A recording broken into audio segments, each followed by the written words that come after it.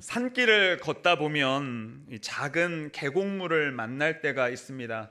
제가 좋아하는 산책 코스 중에 하나가 문경세제입니다. 가보셨습니까?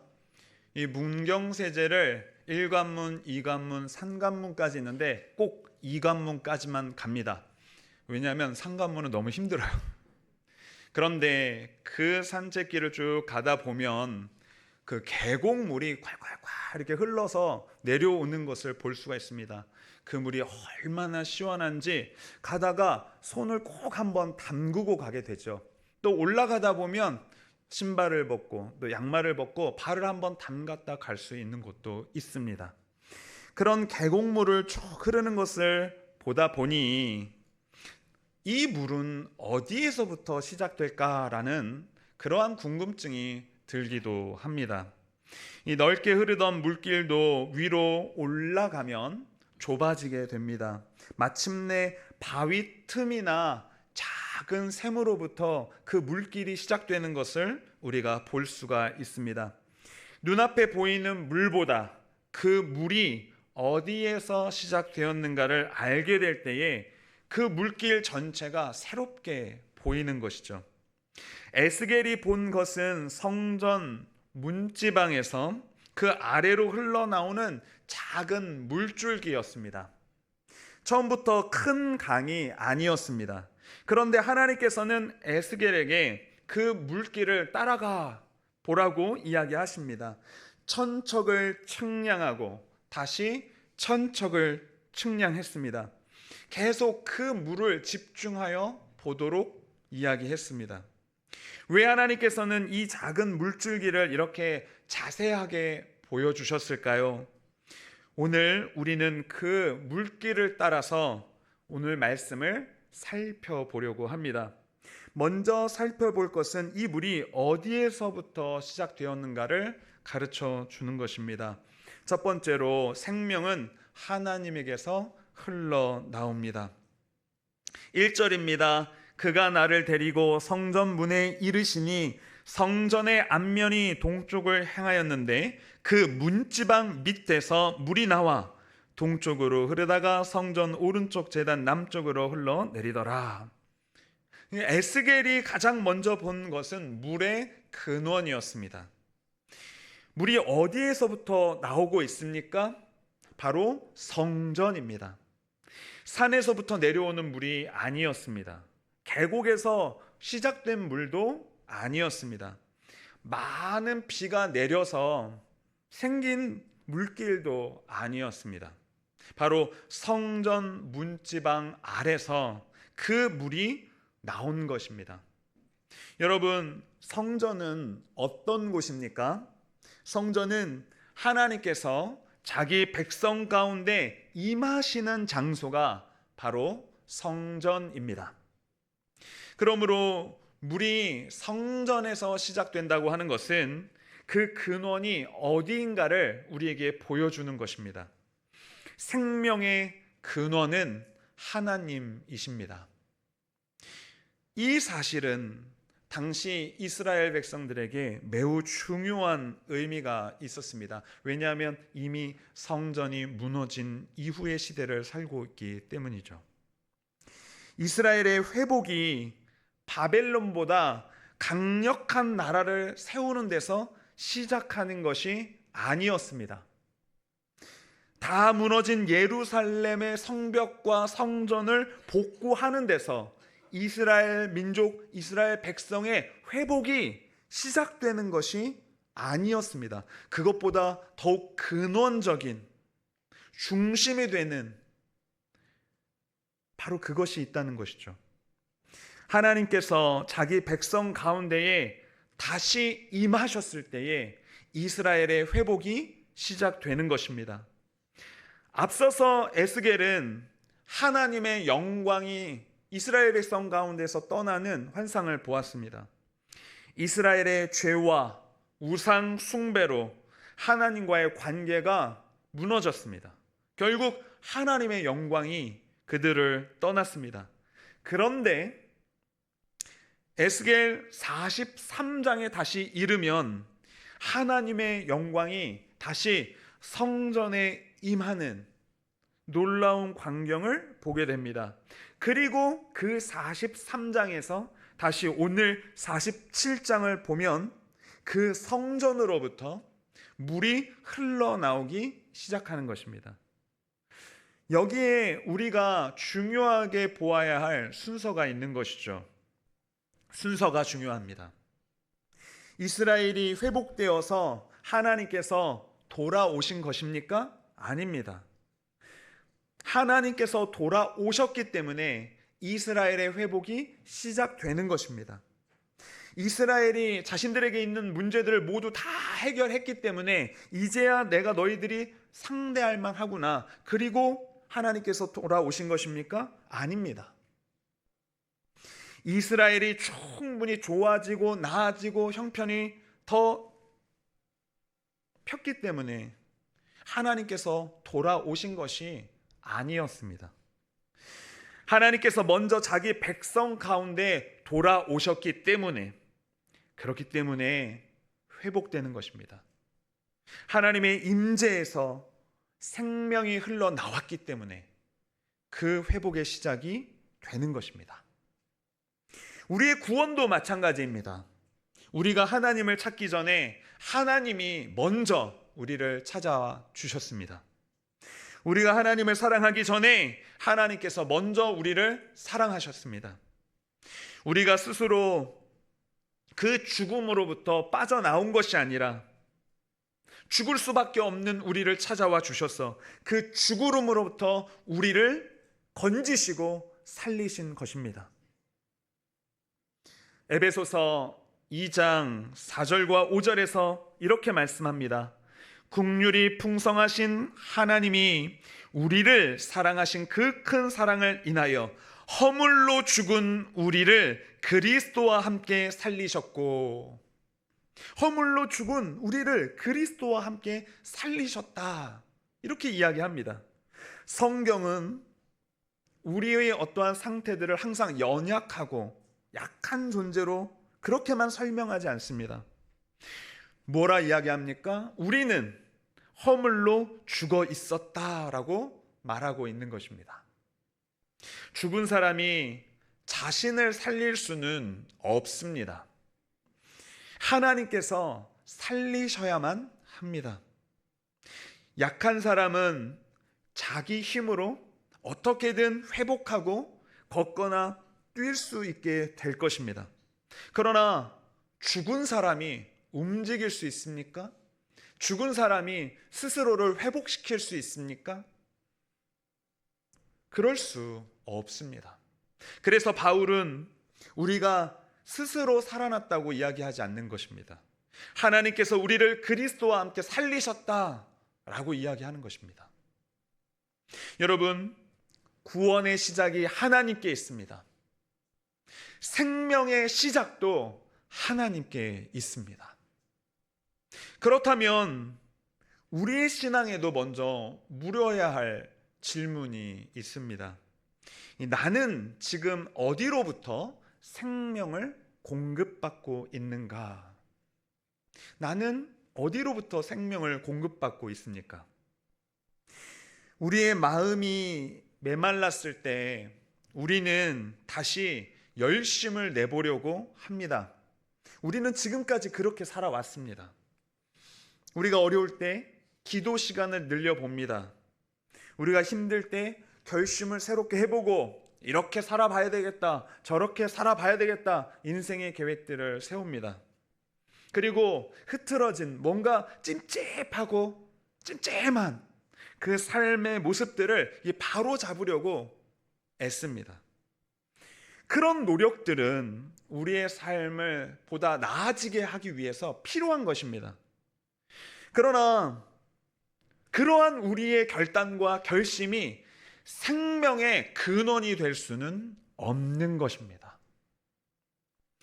우리는 생명의 근원이신 하나님께 나아가야 합니다.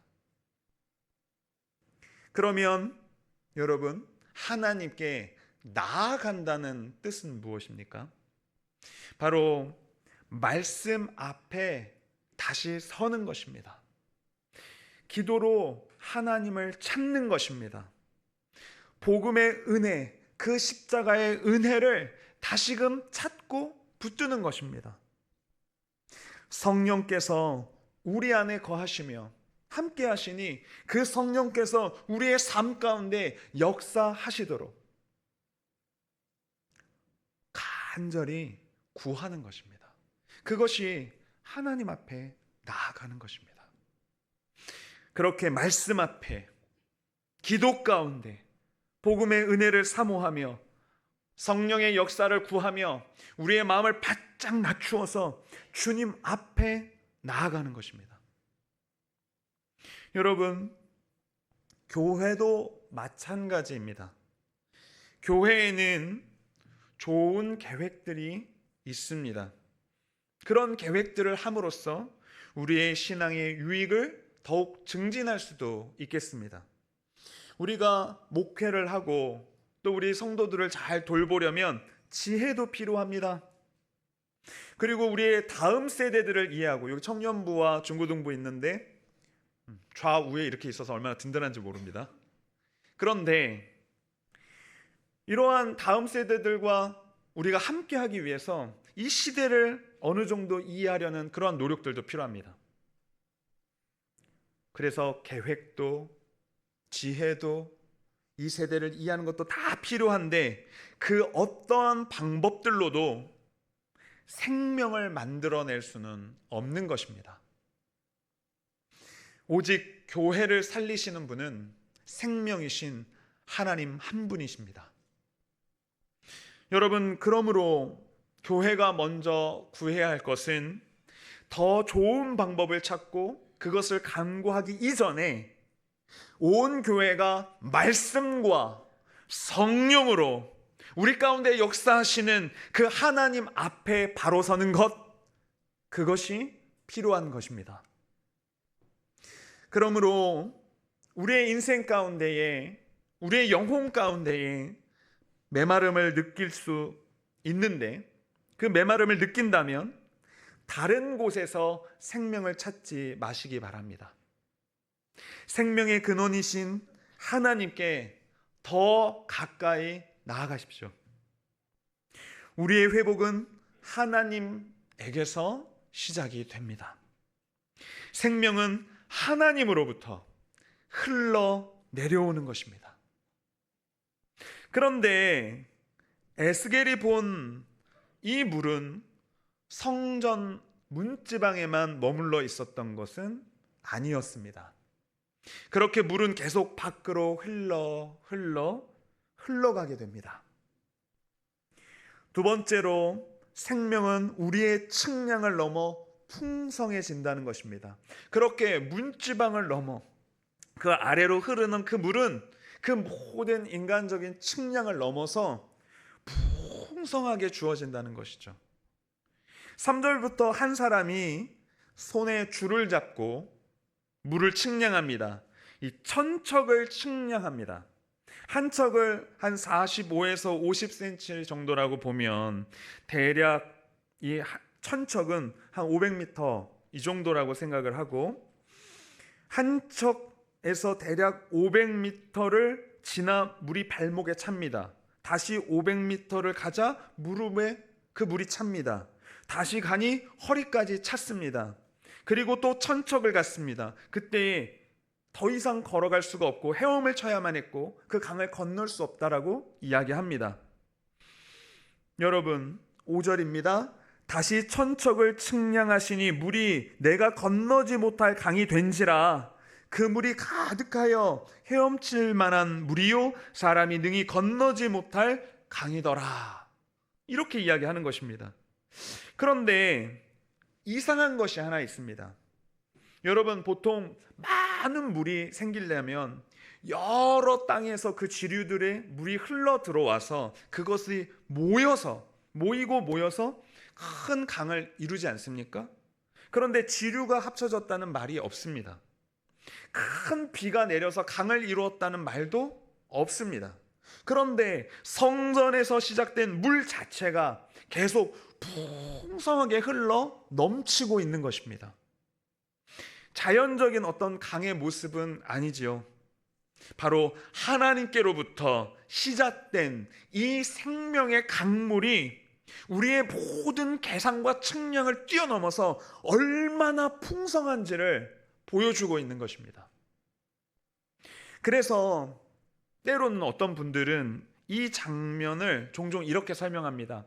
그렇게 풍성한 은혜의 생명의 강물에 우리가 푹 잠겨 있어야 합니다. 이렇게 설명을 하는 것이죠. 그러면서 신앙의 단계를 구분합니다.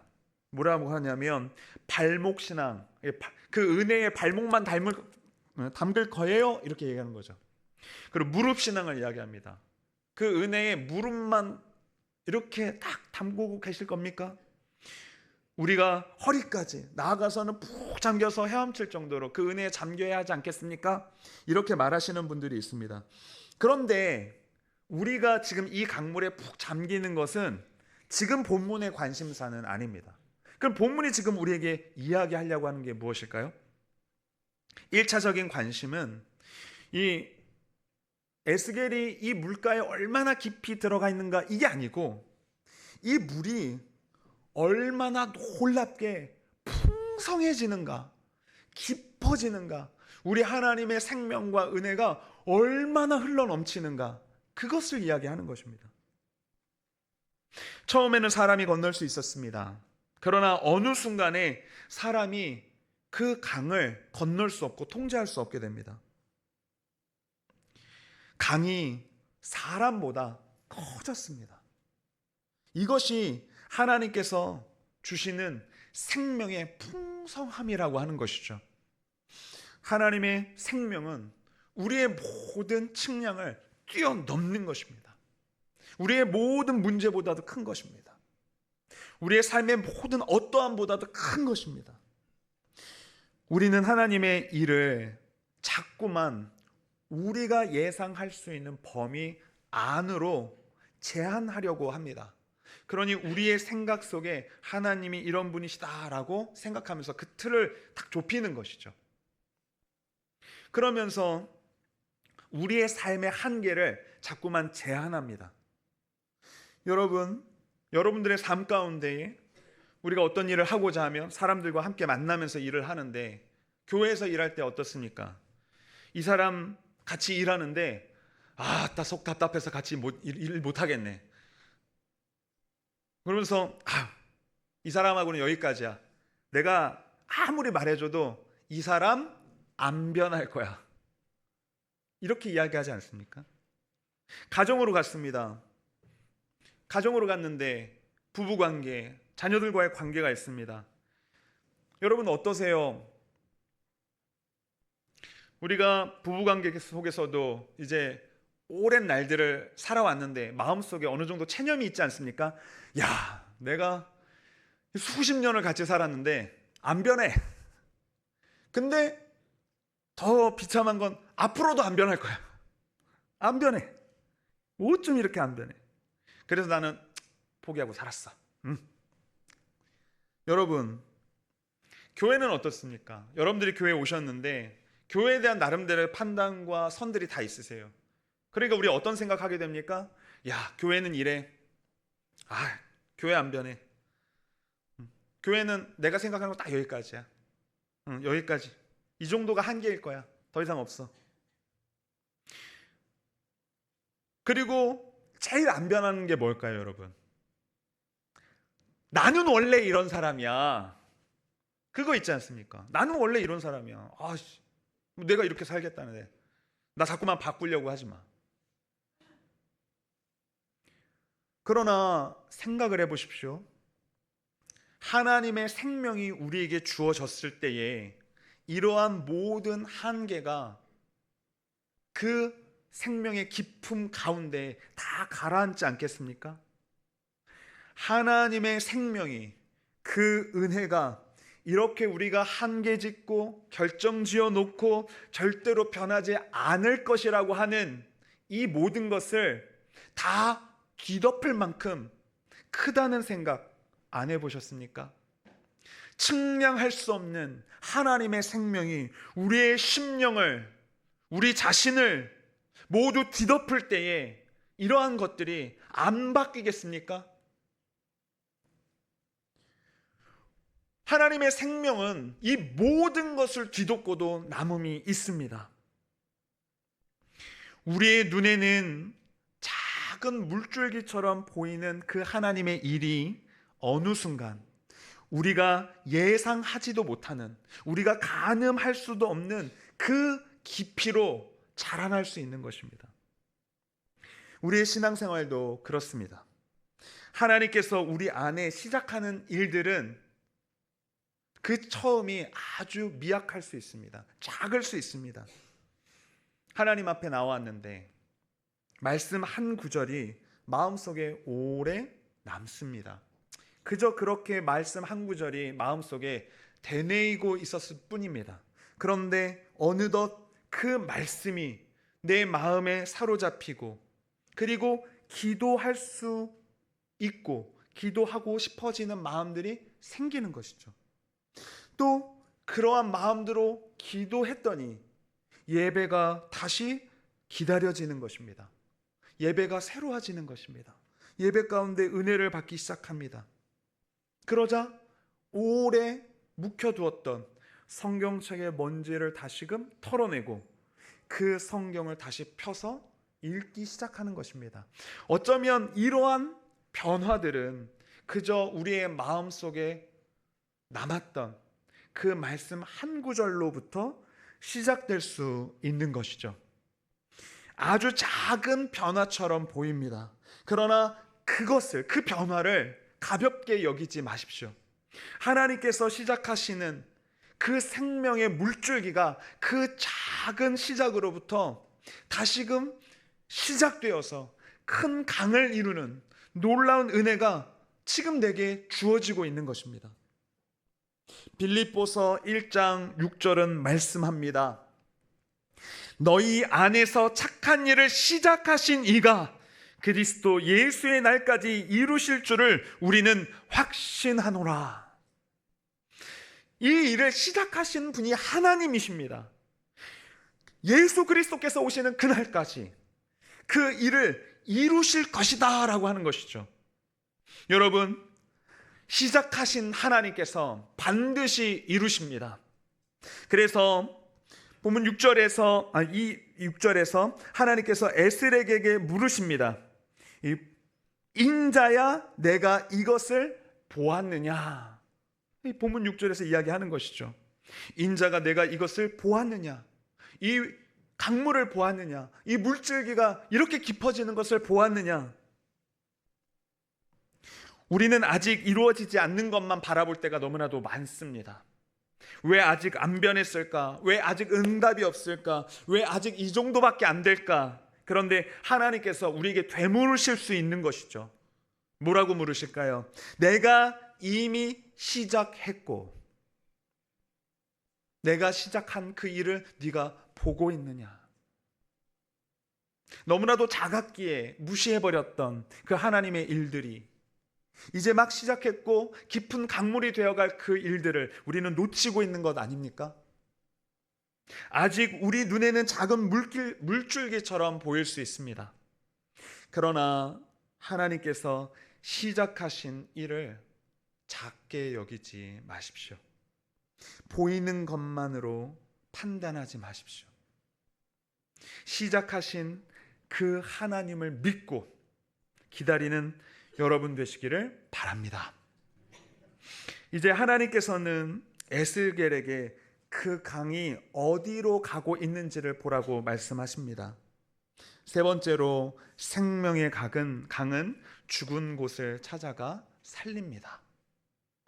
이 8절입니다. 그가 내게 이르시되 이 물이 동쪽 지역으로 향하여 흘러 아라바로 내려가서 바다에 이르리니 이 흘러내리는 물로 그 바다의 물이 되살아나리라. 여러분, 강은 지금 어디로 흘러가고 있습니까? 동쪽으로 흘러가고 있습니다. 이 예루살렘 동쪽에는 메마른 광야가 있습니다. 그리고 아래로 내려가면 이 사해가 있는 것이죠. 이 사해는 염도가 매우 높아서 일반적인 물고기가 살 수가 없는 죽음이 가득한 곳입니다. 생명이 거의 없는 죽음의 공간이 됩니다. 그런데 성전에서 나온 물이 어디로 흘러가고 있는 것입니까? 풍성한 곳이 아니라 이미 물이 많은 곳으로 흘러가는 것이 아니라 바로 광야를 지나 사해로 가고 있는 것이죠. 죽어 있는 땅으로 가는 것입니다. 그 물이 사해로 들어가자마자 어떤 변화가 일어납니까? 바로 죽은 바다가 살아나기 시작합니다. 9절입니다. 이 강물이 이르는 곳마다 번성하는 모든 생물이 살고 또 고기가 심히 많으리니 이 물이 흘러 들어가므로 바닷물이 되살아나겠고 이 강이 이르는 각처에는 모든 것이 살 것이며. 여기에 우리가 붙들어야 될 아주 중요한 말씀이 있습니다. 이 강이 이르는 각처의 모든 것이 살 것이며. 하나님의 생명은 이미 살아있는 곳만 더 아름답게 만드는 장식물이 아닙니다. 죽은 곳을 찾아갑니다. 우리가 포기한 곳으로 그 생명이 흘러 들어갑니다. 이제는 어렵다고 생각하는 바로 그곳에 우리 주님이 찾아가십니다. 우리에게도 사해 같은 자리가 있을 수 있습니다. 오랫동안 그 말이 끊긴, 더 이상 대화하지 않는 가족 관계들, 그렇기 때문에 포기한 그 자리가 있을 수 있습니다.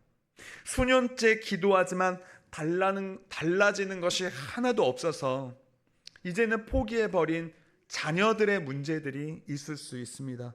우리 자신의 믿음 가운데에도 나 자신이 스스로를 포기하며 나는 여기까지인가 보다, 도무지 내가 더 이상 믿지를 못하겠다 하는 바로 그 포기해버린 부분에 우리는 서 있을 수도 있습니다. 그런데 하나님께서 보여주시는 이 강은 바로 그러한 모든 죽음의 자리에 찾아간다라고 하는 것이죠. 광야를 지나 사해로 갑니다. 이것이 은혜의 방향입니다. 그렇다고 은혜가 우리의 현실을 매우 가볍게 만드는 것은 아닙니다. 죄의 심각함도, 그리고 우리가 받은 모든 상처도, 그리고 죽음의 현실까지도 모두 우리 눈앞에서 직면하게 만들어 줍니다.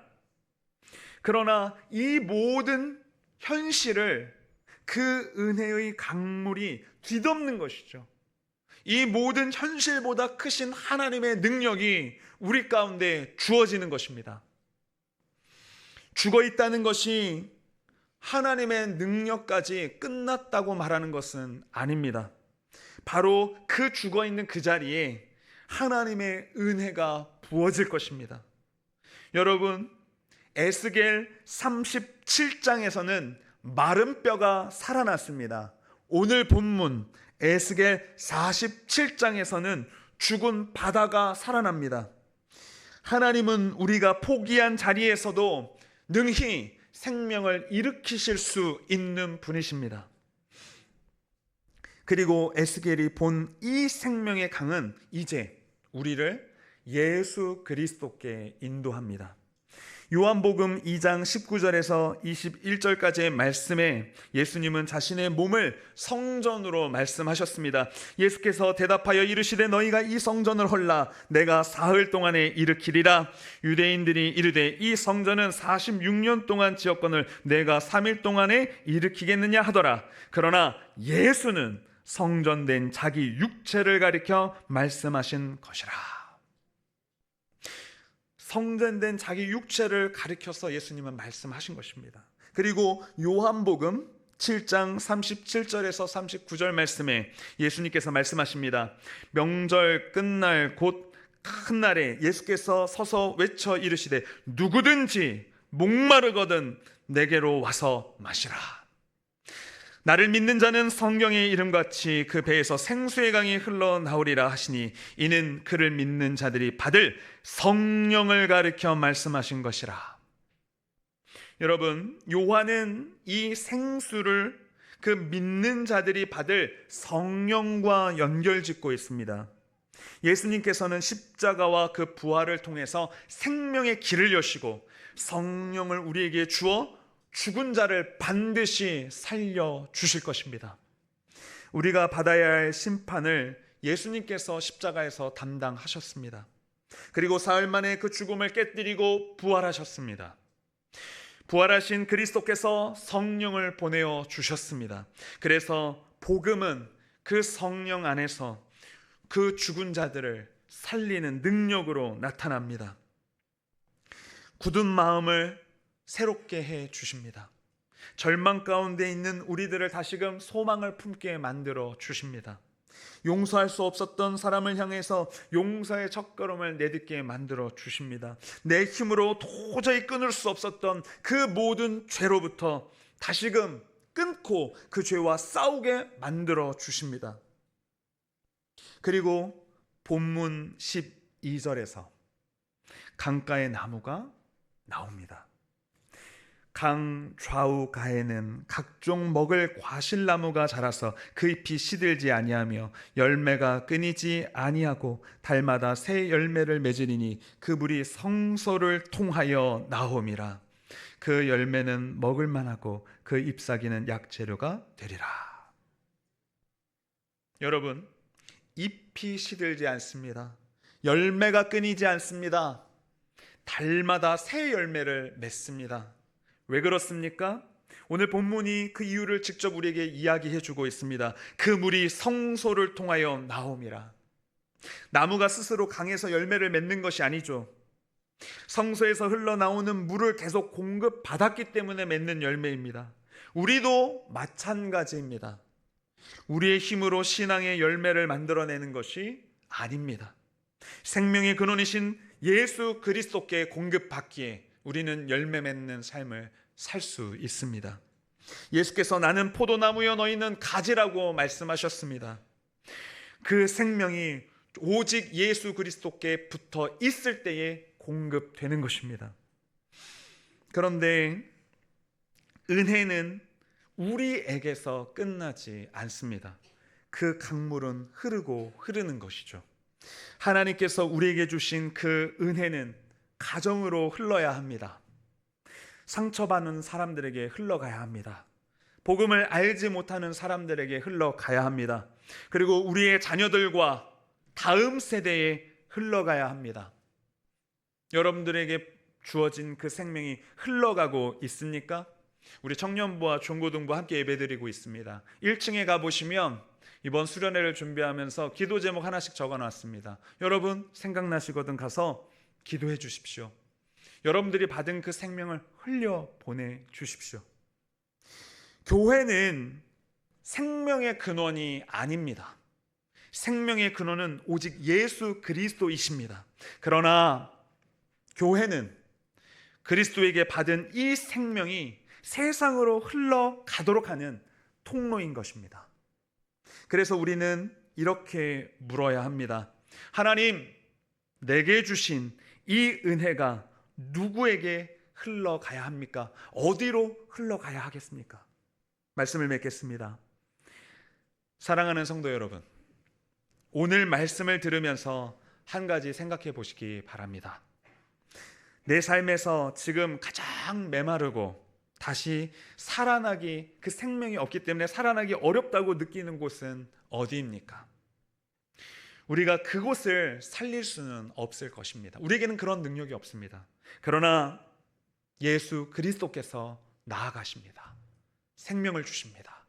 회복시키십니다. 살리십니다. 오늘 말씀은 우리에게 이렇게 말합니다. 이 강이 이르는 각처에 모든 것이 살 것이며, 그러므로 포기하지 마시기 바랍니다. 우리 눈에는 끝난 것처럼 보여도 하나님께는 끝이 아닙니다. 하나님은 죽은 곳에서 다시 생명을 주실 수 있는 능력의 하나님이십니다. 그리고 하나님께 받은 그 은혜를 우리 자신에게만 머물도록 두지 마십시오. 그 은혜가 다른 사람들에게도 흘러가도록 흘려보내는 여러분 되시기 바랍니다. 생명은 그리스도에게서 옵니다. 그 생명을 받고 그 생명을 살고 그 생명을 흘려보내는 우리 모두가 되기를 축원합니다. 기도하겠습니다.